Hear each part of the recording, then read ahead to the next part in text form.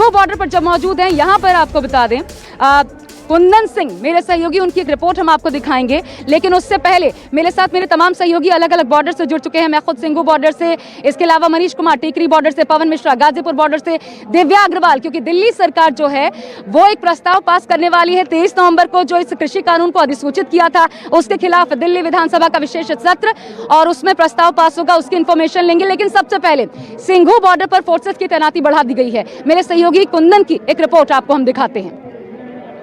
दिल्ली के सिंघू बॉर्डर पर किसान आंदोलन का आज 23 दिन से ज्यादा का वक्त हो चुका है और रोजमर्रा की तरह आज भी यहाँ पे देखेंगे कि प्रदर्शनकारी अपना कार्यक्रम शुरू कर चुके हैं। लेकिन एक नई चीज़ जो देखने को मिली है, पुलिस का इंतज़ाम पहले से बढ़ाया गया। आप देखिए तस्वीरों में कि किस तरीके से जो सिंधु बॉर्डर का इलाका जहाँ से दिल्ली की शुरुआत होती है, वहाँ दिल्ली पुलिस के जवान सुबह सुबह तैनात हैं और इस तरह की वरुण गाड़ियाँ जो कि वाटर कैनन डालने के लिए भी लगाई गई हैं। और अगर आप देखेंगे तो न केवल दिल्ली पुलिस के जवान बल्कि पैरामिलिट्री फोर्सेस के लोग भी यहाँ पे तैनात किए गए हैं और इनकी तैनाती बड़ी संख्या में है। अगर आप दूसरी तरफ मैं अपने कैमरे सहयोगी से कहूँगा कि आके दिखाएं कि किस लेयर ऑफ सिक्योरिटी बढ़ाई गई है। आप 2 बैरिकेड क्रॉस करने के बाद भी अगर प्रदर्शनकारी आगे बढ़ना चाहें तो किस तरीके से बड़े बड़े जो बोल्टर लगाए गए हैं जिससे उनको रोका जा सके, जेसीबी के ट्रक भी लगाए गए हैं। और आप अगर दूसरी तरफ देखेंगे, आइए आप आपको दिखाते हैं कि कितना प्रेजेंस बढ़ाया गया है।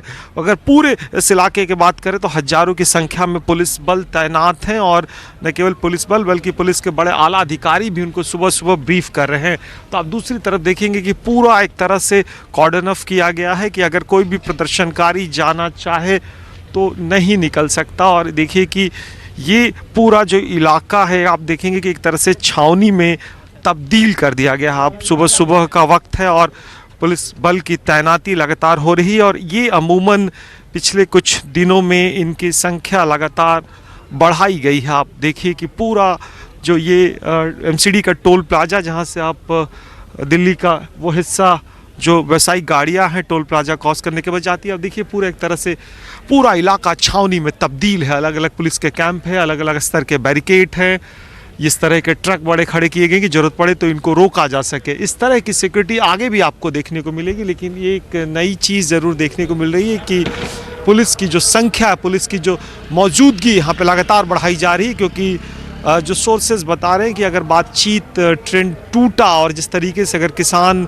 दिल्ली की तरफ कूच किए तो उनको रोकना एक तरह से बड़ी चुनौती होगी और शायद यही वजह है कि पुलिस की तैनाती लगातार बढ़ाई गई है।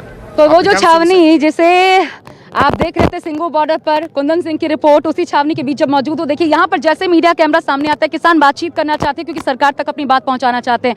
मैं अपने तमाम सहयोगियों का रुख करूंगी उससे पहले, क्योंकि मेरे साथ ही कुछ किसान हैं। आज प्रधानमंत्री बात करने वाले हैं मध्य प्रदेश के किसानों से। क्या कहना चाहेंगे प्रधानमंत्री को इस संबोधन से पहले? प्रधानमंत्री ने तो यही सारे, हिंदी में बोलिए।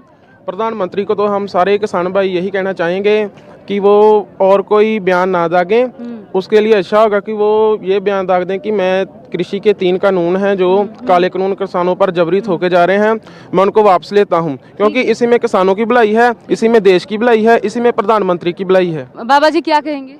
हम ये जो वो कर रहा है ना, कभी गुजरात में किसी किसान के बात कर रहा है, कभी मध्य प्रदेश में कर रहा है, वो उसके मंत्री हमें तो डुप्लीकेट किसान कह रहे हैं जो आंदोलन कर रहे हैं, जो कानूनों को समझते हैं। और जो सरकार के पिट्ठू हैं या जिनके पास ज़मीन नहीं है उनको किसान बना रहा है।